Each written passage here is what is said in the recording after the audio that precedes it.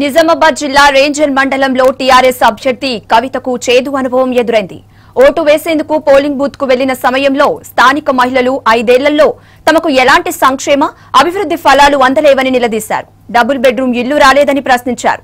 దీనిపై మరింత సమాచారాన్ని మా ప్రతినిధి రాజేష్ అడిగి తెలుసుకుందాం. రాజేష్, చెప్పండి, మరి ప్రజలు కవితను ఏమని ప్రశ్నించారు? మరి ప్రజల ప్రశ్నలకు కవిత చెప్పిన సమాధానాలేంటి?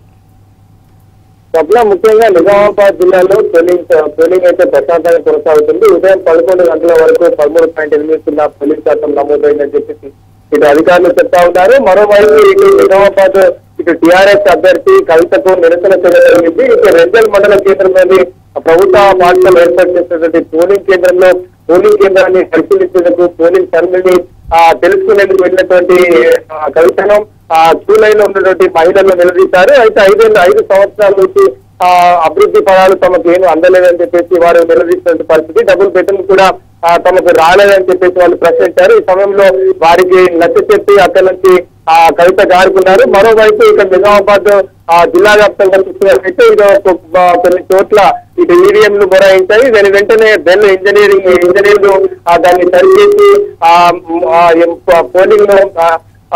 పోలింగ్ చేపట్టిన పరిస్థితి. మరోవైపు చూస్తున్నట్లయితే ఇటు బీజేపీ పార్టీ అభ్యర్థి అరవింద్, అదేవిధంగా కాంగ్రెస్ పార్టీ అభ్యర్థి ఇటు మదియాకి నిజామాబాద్ లో తమ యొక్క ఓటు హక్కులు వినియోగిస్తున్నారు. మంత్రి ప్రశాంత్ రెడ్డి వేల్పూర్ లో తమకు ఓటు హక్కులు వినియోగిస్తున్నారు. ఇటు నియోజకవర్గంలో ఇటు బాన్స్వాడ మండలంలోని పోచారంలో శాసన సభాపతి పోచారం శ్రీనివాస్ రెడ్డి ఓటు హక్కులు వినియోగిస్తున్న పరిస్థితి. మొత్తం మీద ఇది నిజామాబాద్ జిల్లాలో ప్రస్తుతం అయితే పోలింగ్ ప్రశాంతంగా అవుతుంది. పట్ల రైట్ రాజేష్, థ్యాంక్ యూ.